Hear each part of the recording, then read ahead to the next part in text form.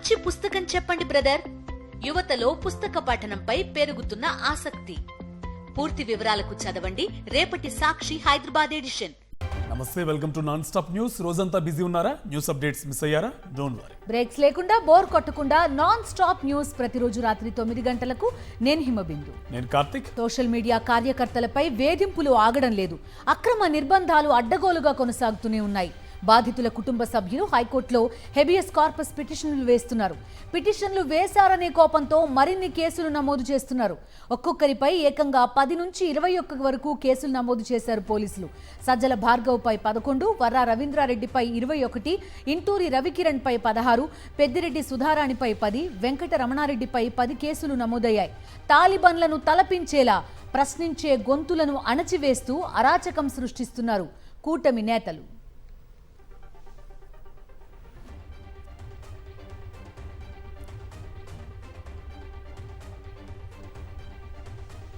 ఏపీలో అరాచక పాలన నడుస్తుందని ఆరోపించారు మాజీ మంత్రి అంబటి రాంబాబు. సోషల్ మీడియా కార్యకర్తలపై అక్రమ కేసులు పెడుతున్నారన్నారు.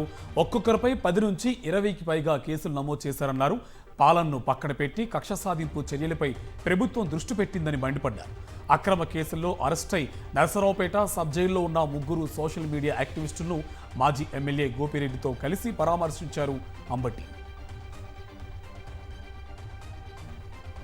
బాబు గారు చేస్తున్నటువంటి అక్రమాలు, అన్యాయాలు ఆయన వెంటబడతాయి. గుర్తుపెట్టుకుని మనం చేస్తున్నాం. రెడ్ బుక్ని రాసినటువంటి లోకేష్ గారు అమలు చేస్తున్నటువంటి ప్రభుత్వం మూల్యం చెల్లించక తప్పదు. సుధారాణి, వెంకటరెడ్డి అనే వాళ్ళని చిత్రహింసలుగా కొట్టారు. ఇది రాజ్యాంగ విరుద్ధం. మా పోల్ రాజశేఖర్నేమో ఒక ఎఫ్ఐఆర్ ఇచ్చి కోర్టులో ఒక ఎఫ్ఐఆర్ పెట్టారు. This is cheating. ఇంత దుర్మార్గంగా పరిపాలన చేస్తున్నారు. భయపెట్టాయి పరిపాలన చేయాలని, ప్రేమ పొంది పరిపాలన చేయాలని కాదు, సూపర్ 6 అమలు చేసి పరిపాలన చేయాలని కాదు, భయపెట్టి పరిపాలన చేయాలనుకున్న వాళ్ళు ఉండరు నాయనా. చంద్రబాబు సర్కార్ డయేరియా బాధితులను పట్టించుకోలేదన్నారు మాజీ మంత్రి బొత్స సత్యనారాయణ. డయేరియా మరణాలు ఎంతో బాధాకరమన్నారు. విజయనగరం గుడ్లలో డయేరియాతో మృతి చెందిన 13 కుటుంబాలకు వైఎస్ఆర్సీపీ తరపున ఆర్థిక సాయం చేశారు. ఒక్కొక్కరికి 2 లక్షల రూపాయల చెక్ను అందించారు బొత్స సత్యనారాయణ. ప్రభుత్వంలో ఉన్నవారు బాధ్యతగా లేరని, వైఎస్ జగన్ తన బాధ్యతగా డయేరియా బాధితులకు ఆర్థిక సాయం చేశారని స్పష్టం చేశారు. ఇవాళ మీ అంటే మా నాయకుడికి జగన్మోహన్ చెప్పాం. ఆయన వెంటనే చెప్పిన వెంటనే నేను అసలు ఇక్కడే లేను, నేను ఎక్కడో బయట ఉన్నాను, నేను వస్తాను, ఊరికి వెళ్తాను, ఓ 2 రోజులు ఆగకూడదా, నేను వస్తాను. అలా కాదు, ఇంకా 2 రోజులు ఆగితే లేట్ అవుతుందేటో, పాపం వాళ్ళు బాధపడుతున్నారట కుటుంబాలు ఆ ఊర్లో, లేదని వెళ్తాను. అయితే వెళ్ళండి సార్, పర్వాలేదండి, సీన్ ఉంటాడు, ఎంపీపీ ఉంటాడు, జడ్పీసీ ఉంటాడు, అందరూ ఉంటారు, పెద్దలందరూ ఉంటారు, చెప్తానులేండి. అది ఏర్పాటు చేసుకున్నాం. అది బాధ్యత. 1 లక్ష రూపాయలు నా తరపున, మా పార్టీ తరపున ఇస్తానని చెప్పారు. ఆ 2 లక్షలు వెంటనే 3 రోజుల్లోనే చెక్కులు రాసి వెంటనే మాకు ఫోన్ చేసి ఉన్నాయి తీసుకెళ్ళి వాళ్ళందరికి ఇవ్వండి అని చెప్పారు.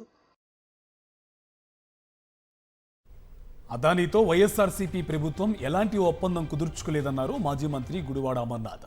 భారత ప్రభుత్వ రంగ సంస్థ సెకీతో మాత్రమే ఒప్పందం కుదుర్చుకున్నామన్నారు. అదానీతో వైఎస్ఆర్సీపీ ప్రభుత్వం ఒప్పందం కుదుర్చుకున్నట్టు నిరూపిస్తే తాను దేనికైనా సిద్ధమని సవాల్ విసిరారు.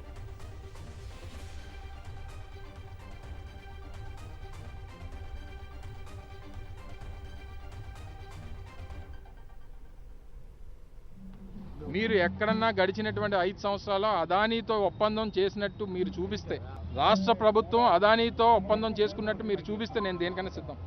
రాష్ట్ర ప్రభుత్వం ఆ రోజు వైఎస్ఆర్ కాంగ్రెస్ పార్టీ ప్రభుత్వంలో మేము ఒప్పందం చేసుకుని సెకీ అనేటువంటిది కేంద్ర ప్రభుత్వ సంస్థ. కేంద్ర ప్రభుత్వ సంస్థ సెకీతో చేసుకున్నటువంటి ఒప్పందానికి అదానీ ఎవరితో చేసుకున్నటువంటి దానికి మాకేం సంబంధం, జగన్మోహన్ రెడ్డి గారికి ఏం సంబంధం? అదానీతో ఒప్పందం చేసుకున్నట్టుదే ఎక్కడైనా చూపించండి. ఈవీఎంల పనితీరు గురించి దేశవ్యాప్తంగా ఆందోళన నెలకొందన్నారు వైఎస్ జగన్. వీటి పనితీరుపై అనేక అనుమానాలు కలుగుతున్నాయన్నారు. ప్రపంచవ్యాప్తంగా మెజారిటీ దేశాల్లో బ్యాలెట్ పేపర్లతో ఎన్నికలు జరుగుతున్నాయని, అలాంటప్పుడు మనం కూడా బ్యాలెట్ వైపు ఎందుకు వెళ్లకూడదని మనల్ని మనం ప్రశ్నించుకోవాలన్నారు. ప్రజాస్వామ్యం ప్రబలంగా ఉండడమే కాదు, ఉన్నట్టుగా కూడా కనబడాలన్నారు. అందరి ప్రాథమిక హక్కు అయిన వాక్ స్వాతంత్రం కొంతకాలంగా అణచివేయబడుతోందన్నారు. రాజ్యాంగ దినోత్సవం సందర్భంగా వైఎస్ జగన్ ఈ పోస్ట్ చేశారు. మన రాజ్యాంగం సార్వభౌమ, సామ్యవాద, లౌకిక, ప్రజాస్వామ్యం, న్యాయం, సమానత్వం, స్వేచ్ఛ, సౌభ్రాతృత్వానికి హామీ ఇస్తుందన్నారు. అలాంటి ప్రాముఖ్యత కలిగిన రాజ్యాంగ దినోత్సవాన్ని అందరూ గుర్తించాలన్నారు. ప్రజాప్రతినిధులను ఎన్నుకోవడమే ప్రజాస్వామ్యానికి మూలస్తంభం అన్నారు.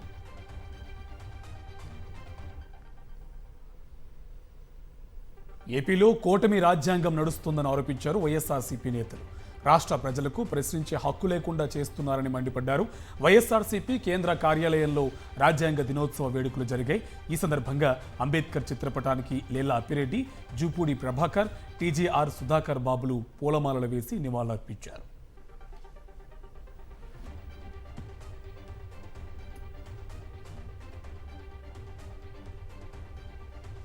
మిషన్ తీసుకొచ్చి పెట్టాడు. నీ డబ్బు పనిచేయదు, నీ ఇన్ఫ్లుయెన్స్ పనిచేయదు, నువ్వు ఎంత మంచోడైనా పనిచేయదు, నువ్వు ఎంత సర్వీస్ చేసేయడం పని లేదు. మిషన్ మాయలోకి వెళ్ళిపోయాం. స్టాప్. ఆ మిషన్ కానీ ఈవీఎం అని కానీ నిన్నగాక మనం జరిగినటువంటి అమెరికా ఎన్నికల్లో కూడా అక్కడ ఈవీఎంలు వాడలేదు. వాళ్ళకి టెక్నాలజీ శాతగా కాదు. దీనంతా ఏంటంటే ఓట్లు లెక్క పెట్టలేరట. అంటే మీకు ఎక్కాలు రాకపోతే మేమేం చేస్తాం మీకు.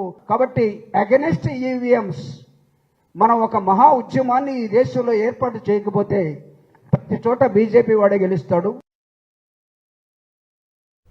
వైఎస్ఆర్ జిల్లాలోని రాయలసీమ థర్మల్ పవర్ ప్లాంట్ వద్ద కూటమి నేతలు గొడవకు దిగారు. ఫ్లై యాష్ కాంట్రాక్టుపై ఆదినారాయణ రెడ్డి, జేసీ దివాకర్ రెడ్డి వర్గాల మధ్య విభేదాలు భగ్గుమన్నాయి. తాడిపత్రి సిమెంట్ ఫ్యాక్టరీకి వెళ్లే ఫ్లై యాష్ టిప్పర్లను అడ్డుకున్నారు ఆదినారాయణ రెడ్డి వర్గీయులు.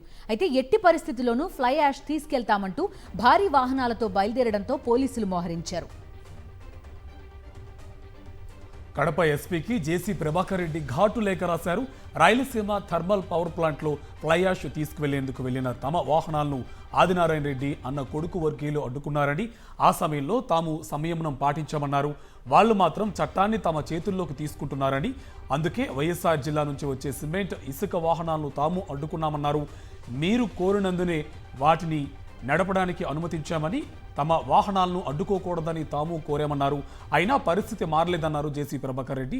రేపు తాము ఆర్టీపీపీకి వాహనాలను పంపుతున్నామని, వాళ్ళు ఆపితే తాము అంత ఈజీగా తీసుకోమంటూ హెచ్చరించారు. తప్పకుండా సరైన సమాధానం చెప్తామన్నారు. దేశవ్యాప్తంగా ఖాళీగా ఉన్న 6 రాజ్యసభ స్థానాలకు కేంద్ర ఎన్నికల సంఘం షెడ్యూల్ విడుదల చేసింది. ఆంధ్రప్రదేశ్లో 3, ఒడిషా, పశ్చిమ బెంగాల్, హర్యానాలో ఒక్కో స్థానానికి ఎన్నిక నిర్వహించేందుకు తేదీలు ప్రకటించింది. ఈ 6 రాజ్యసభ స్థానాలకు డిసెంబర్ 20న పోలింగ్ నిర్వహించి అదే రోజు కౌంటింగ్ పూర్తి చేయనుంది ఈసీ. నామినేషన్ల స్వీకరణకు వచ్చే నెల 10వ తేదీ వరకు గడువుంది. మోపిదేవి వెంకటరమణ, బీద మస్తాన్రావు, ఆర్ కృష్ణయ్య రాజీనామాతో ఏపీలో 3 రాజ్యసభ స్థానాలు ఖాళీ అయ్యాయి.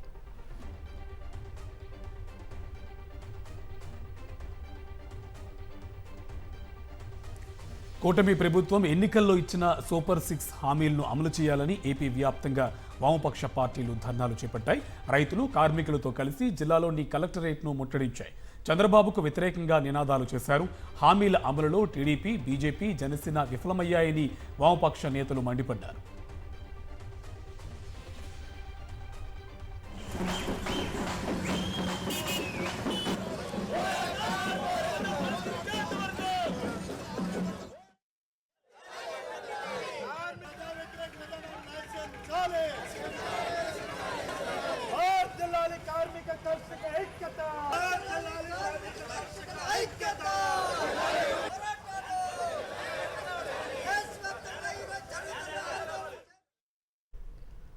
కులగణన కాంగ్రెస్ సాధించిన 3వ విజయం అన్నారు సీఎం రేవంత్ రెడ్డి.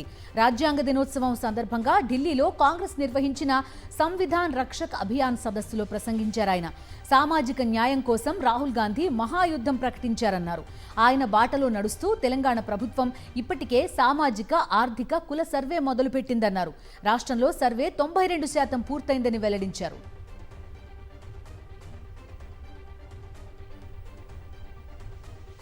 संविधान में जो ओबीसी रिजर्वेशन मंडल कमीशन देकर मंडल कमीशन लागू किए और महिलाओं को लोकल बॉडी रिजर्वेशन, उनके साथ साथ यूनिवर्सिटीज़ में IIT IIM में भी रिजर्वेशन देकर जितना SC ST OBC लोगों के लिए और महिलाओं के लिए रिजर्वेशन देकर 2.0 सोशल जस्टिस ने किए। తెలంగాణ కులగణనలో అడిగే ప్రశ్నలు అక్కడి ప్రజలే డిసైడ్ చేశారన్నారు లోక్సభ ప్రతిపక్ష నేత రాహుల్ గాంధీ. కులగణన అధికారులు రూపొందించిన ప్రక్రియ కాదని, అది ప్రజా ప్రక్రియ అని తెలిపారు. భవిష్యత్తులో కాంగ్రెస్ ఏ రాష్ట్రంలో అధికారంలోకి వచ్చినా కులగణన చేస్తామని స్పష్టం చేశారు. అందరికీ సమాన హక్కు కోసం పోరాడుతున్నామని వెల్లడించారు. कुछ दिन पहले तेलंगाना में हमने कास्ट सेंसस का काम शुरू किया और वो ब्यूरोक्रेटिक एक्सरसाइज नहीं है। पहली बार कास्ट सेंसस को तेलंगाना में जनता की एक्सरसाइज बना दिया गया है। जो सवाल पूछे जा रहे हैं वो बंद कमरे में 10-15 लोग नहीं चुन रहे हैं, वो लाखों लोग, उसमें दलित, आदिवासी, पिछड़े वर्ग के लोग, गरीब जनरल कास्ट के लोग, माइनॉरिटी के लोग, सब लोग हैं और तेलंगाना की जनता ने सेंसस डिजाइन किया है। కాంగ్రెస్ ప్రభుత్వంపై బీఆర్ఎస్ వర్కింగ్ ప్రెసిడెంట్ కేటీఆర్ తీవ్ర స్థాయిలో మండిపడ్డారు. తనను కేసుల్లో ఇరికించాలని చూస్తున్నారని, కేసులకు భయపడే వ్యక్తిని తాను కాదన్నారు. కార్యకర్తలను ఇబ్బంది పెడితే వడ్డీతో సహా చెల్లిస్తానని వార్నింగ్ ఇచ్చారు. ఇక ఫ్రీ బస్ అందం చెప్పరాదు, నేను చెప్తే మళ్ళా నా మీద కూడా కేసు పెడతాడు. ఇక ముఖ్యమంత్రి నన్ను ఎట్లా పట్టుకోవన్నా, ఎట్లా పెట్టాలని నన్ను చూస్తున్నాడు. పెట్టుకుంటాడు, పర్వాలేదు. మీలాంటి తమ్ముళ్ళు, మీలాంటి అక్కలు, చెల్లెలు, అన్నలు ఉన్నంత కాలం నేను ఎవరికి భయపడా. వాళ్ళను ఒక్కొక్కటి వాళ్ళు చేస్తున్న తప్పులు, వాళ్ళు చేస్తున్న అరాచకాలు, వాళ్ళు చేస్తున్న అవినీతి కార్యక్రమాలు తప్పకుండా బయట పెడుతూనే ఉంటాం. ఎవ్వని అయ్యకు కూడా భయపడమనే మాట కూడా ఈ సందర్భంగా నేను విజ్ఞప్తి చేస్తా ఉన్నాను. రెండో రోజు కాళేశ్వరం కమిషన్ బహిరంగ విచారణ జరిగింది. 16 మంది ఇంజనీర్లను విచారించారు commission chief Chandra Ghose. Sundilla barrage బ్లాకుల నిర్మాణానికి సంబంధించి ఇంజనీర్లను ప్రశ్నించారు. అయితే అఫిడవిట్లో ఒకలా, బహిరంగ విచారణలో మరోలా సమాధానాలు మార్చి చెప్పడంపై కమిషన్ చీఫ్ ఆగ్రహం వ్యక్తం చేశారు. డిజైన్ లేకుండా బ్లాక్ ఎలా నిర్మించారని ప్రశ్నించారు. తప్పుడు సమాధానాలపై క్రిమినల్ కోర్టుకు వెళ్లాల్సి వస్తుందని ఇంజనీర్లను హెచ్చరించింది కాళేశ్వరం కమిషన్.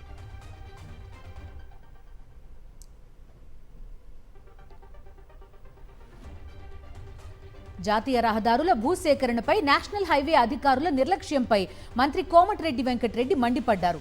రైతులకు అడ్వాన్సులు ఇవ్వకుండా భూసేకరణ ఎలా చేస్తారని అధికారులను ప్రశ్నించారు. సంవత్సరాలు గడుస్తున్నా మన్నెగూడ రోడ్డు పనులు ఎందుకు ప్రారంభించడం లేదని నిలదీశారు. ప్రజల కోసం, రైతుల కోసం ప్రభుత్వం పనిచేస్తుంది కానీ కాంట్రాక్ట్ సంస్థల కోసం కాదన్నారు.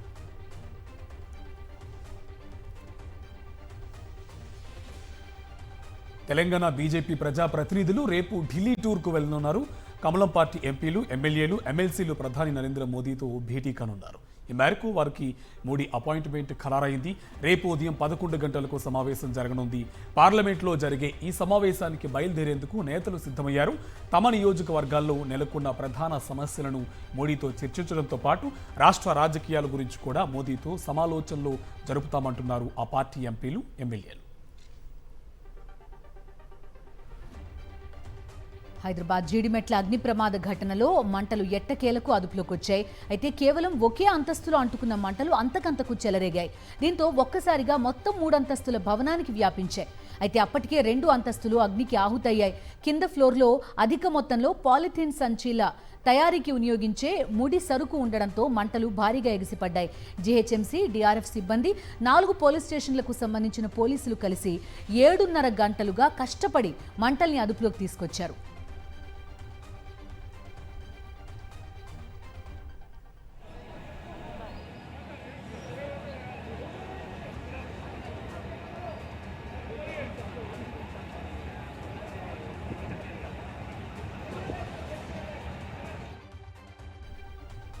హైదరాబాద్లో ప్రీ లాంచ్ పేరుతో జనం సొమ్ము దోపిడీ చేస్తున్నాయి పలు సంస్థలు.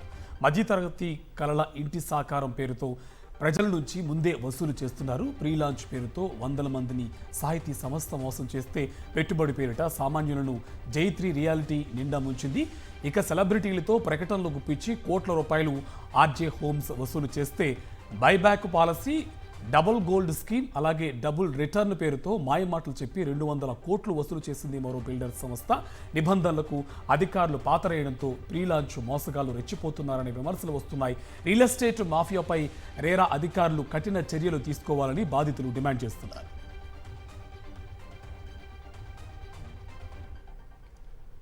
యాదగిరిగుట్టలో డ్రగ్స్ కలకలం రేపాయి. రామాజీపేటలోని యాదాద్రి లైఫ్ సైన్సెస్ కెమికల్ ఫ్యాక్టరీలో భారీగా డ్రగ్స్ తయారు చేస్తున్నట్టుగా గుర్తించారు.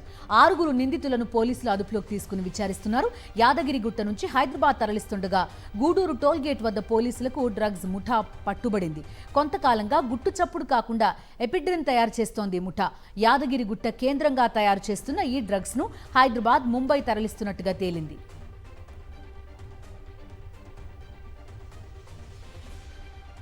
కాకినాడ జిల్లా కిర్లంపూడిలో భారీగా గంజాయి పట్టుబడింది. ఎస్ఐ సతీష్ తన సిబ్బందితో జాతీయ రహదారిపై వాహనాలు తనిఖీ చేస్తుండగా 163 కేజీల గంజాయి పట్టుబడింది. నిందితులు తమిళనాడుకు చెందిన రంగస్వామి, గురుస్వామిను అదుపులోకి తీసుకుని వాహనాన్ని స్వాధీనం చేసుకున్నారు.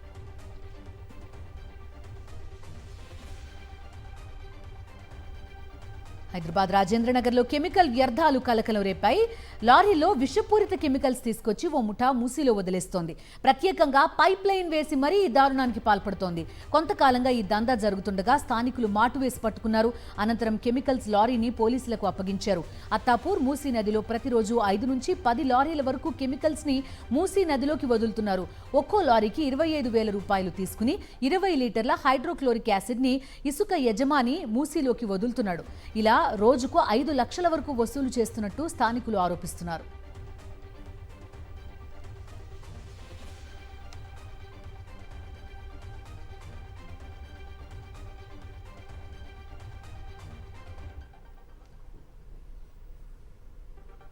సినీ హీరో శ్రీతేజ్ పై కూకట్పల్లి పిఎస్లో కేసు నమోదైంది. పెళ్లి చేసుకుంటానని నమ్మించి మోసం చేశాడంటూ యువతి ఫిర్యాదు చేయడంతో పోలీసులు కేసు బుక్ చేశారు. వివాహేతర సంబంధం కేసులో నిందితుడిగా ఉన్నాడు శ్రీతేజ్. శ్రీతేజ్ పై కూకట్పల్లిలో గతంలోని కేసులున్నాయి. ఓ బ్యాంకు సీనియర్ వైస్ ప్రెసిడెంట్ భార్యతో శ్రీతేజ్కు వివాహేతర సంబంధం ఉన్నట్లు ఆరోపణలున్నాయి. ఈ విషయంలోనూ శ్రీతేజ్పై మాదాపూర్ పోలీస్ స్టేషన్లో ఫిర్యాదు నమోదైంది. కాగా శ్రీతేజ్ ఆర్జీవీ దర్శకత్వంలో వచ్చిన లక్ష్మీస్ ఎన్టీఆర్ సినిమాలో నటించాడు.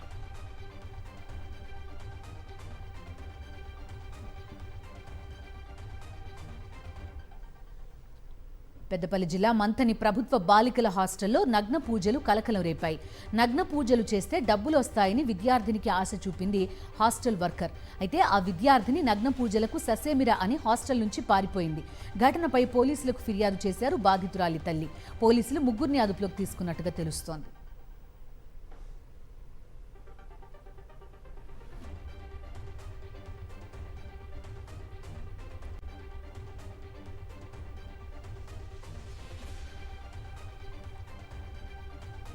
నారాయణపేట జిల్లా మాగనూరులో మళ్లీ ఫుడ్ పాయిజన్ కలకలం రేపింది.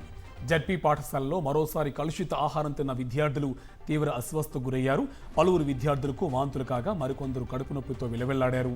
30 మంది విద్యార్థులను మక్తల్ ఆసుపత్రికి తరలించారు. అయితే ఎవరికీ ప్రమాదం లేదని అధికారులు ప్రకటించారు.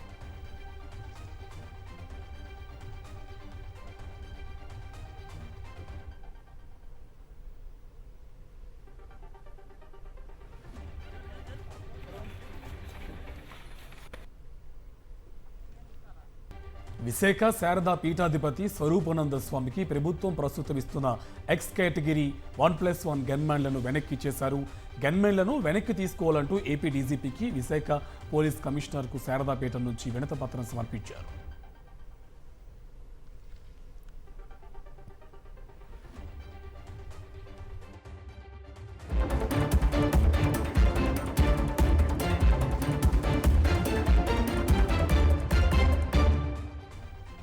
జాతీయ వార్తలకు వెళ్దాం. మహారాష్ట్ర ముఖ్యమంత్రి పీఠం బీజేపీకి ఖాయమైందా?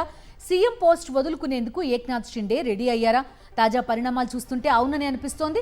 ముఖ్యమంత్రి పదవికి రాజీనామా చేశారు ఏక్నాథ్ షిండే. రాజ్ భవన్ కు వెళ్లి గవర్నర్ రాధాకృష్ణన్ కు రాజీనామా లేఖ అందించారు.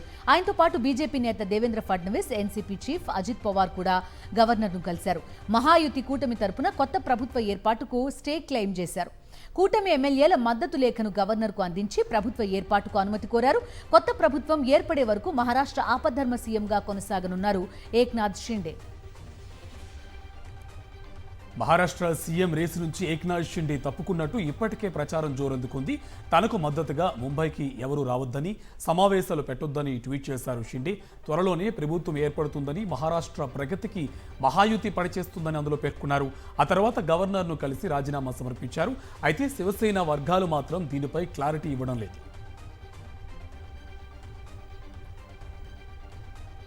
మన రాజ్యాంగం సజీవ ప్రగతిశీల పత్రం అన్నారు రాష్ట్రపతి ద్రౌపది ముర్ము. సమాజానికి రాజ్యాంగం మూల స్తంభం వంటిదని కొనియాడారు. దీన్ని ఆధారంగా చేసుకునే సామాజిక న్యాయం, సమ్మిళిత అభివృద్ధి లక్ష్యాలను సాధించగలిగామన్నారు రాష్ట్రపతి ముర్ము. భారత రాజ్యాంగం ఆమోదం పొంది 75 ఏళ్లు పూర్తయిన సందర్భంగా పాత పార్లమెంట్ భవనంలోని సెంట్రల్ హాల్లో ప్రత్యేక వేడుకలు నిర్వహించారు. రాష్ట్రపతి ద్రౌపది ముర్ము నేతృత్వంలో జరిగిన ఈ కార్యక్రమంలో ఉపరాష్ట్రపతి జగదీప్ ధన్ఖడ్, ప్రధాని నరేంద్ర మోదీ, లోక్సభ స్పీకర్ ఓం బిర్లా సహా పార్లమెంట్ సభ్యులంతా పాల్గొన్నారు.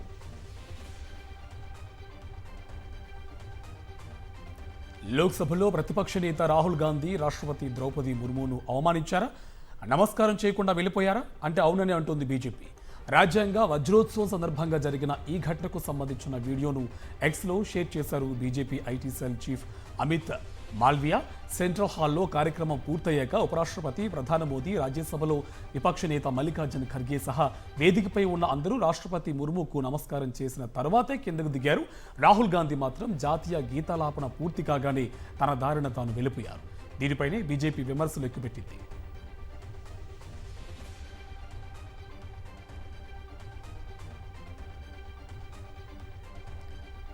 కాంగ్రెస్ అగ్రనేత రాయ్బరేలీ ఎంపీ రాహుల్ గాంధీ పౌరసత్వంపై వివాదం రాజుకుంది.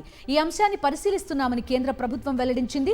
రాహుల్ గాంధీ బ్రిటన్ పౌరుడని, ఆయన భారత పౌరసత్వాన్ని రద్దు చేయాలంటూ దాఖలైన పిటిషన్పై స్పందన తెలియజేయాలంటూ అలహాబాద్ హైకోర్టు కేంద్రాన్ని ఆదేశించింది. న్యాయవాది, బీజేపీ నేత విఘ్నేష్ సిసిర్ ఈ పిటిషన్ వేశారు. ఈ అంశంపై సీబీఐ విచారణ జరిపించాలని కోరారు. ఈ వ్యవహారంపై తదుపరి విచారణను డిసెంబర్ 19న జరపనుంది. ఉదయపూర్ రాజవంశంలో పట్టాభిషేకం చిచ్చు మరింత రాజుకుంది.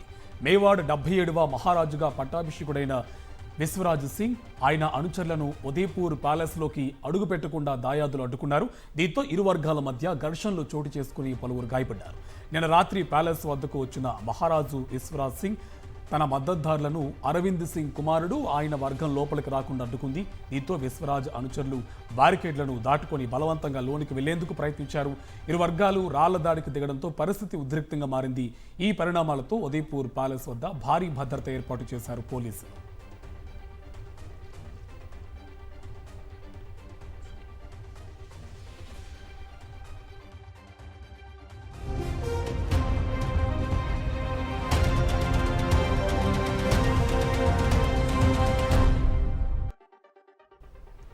అంతర్జాతీయ వార్తలు చూద్దాం. అమెరికా అధ్యక్ష ఎన్నికల్లో విజయం సాధించిన డొనాల్డ్ ట్రంప్ కు మరో భారీ ఊరట దక్కింది. 2020 నాటి ఎన్నికల కేసును కొట్టివేస్తున్నట్టు న్యాయస్థానం తీర్పించింది. ట్రంప్ అధ్యక్ష పదవిలో ఉన్నంత వరకు ఈ తీర్పు వర్తిస్తుందని పేర్కొంది. 2020 అధ్యక్ష ఎన్నికల్లో ఓటమి తర్వాత వైట్ హౌస్ నుంచి పలు కీలక దస్త్రాలు తరలించారని ఆరోపిస్తూ ట్రంప్ పై కేసులు నమోదయ్యాయి. అమెరికాలో న్యాయశాఖ నిబంధనల ప్రకారం సిట్టింగ్ అధ్యక్షుడు క్రిమినల్ విచారణను ఎదుర్కోకుండా రక్షణ ఉంటుంది. ఈ నేపథ్యంలో హష్మనీ కేసులో ట్రంప్ కి శిక్ష ఖరారైన ఆ శిక్షను నిరవధికంగా వాయిదా వేస్తూ ఇటీవల న్యూయార్క్ జడ్జ్ తీర్పునిచ్చారు. తాజాగా 2020 ఎన్నికల కేసులోనూ ఆయనకు రిలీఫ్ లభించింది.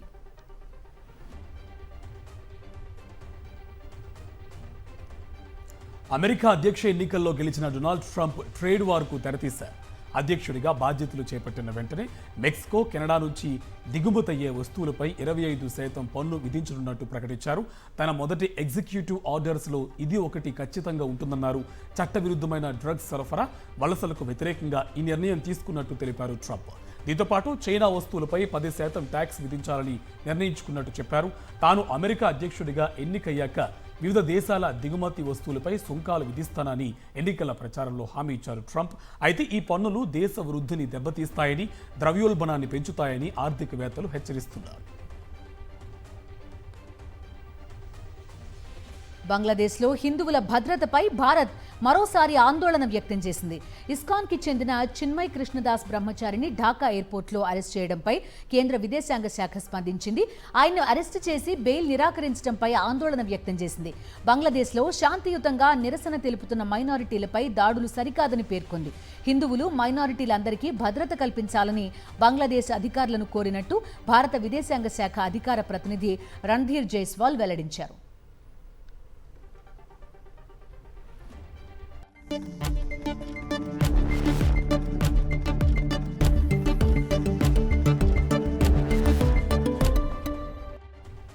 బిజినెస్ అప్డేట్స్ చూద్దాం. దేశీయ స్టాక్ మార్కెట్ సూచీలు నష్టాలను ముగిశాయి. అంతర్జాతీయ మార్కెట్ల నుంచి బలహీన సంకేతాలు, వాణిజ్యపరమైన ఉద్రిక్తతల భయాలు దేశీయ మార్కెట్లపై ప్రభావం చూపాయి. సెన్సెక్స్ 105.79 పాయింట్ల నష్టంతో 80,000 వద్ద ముగిసింది. ఇక నిఫ్టీ సైతం 27.40 పాయింట్ల నష్టంతో 24,194.50 వద్ద స్థిరపడింది.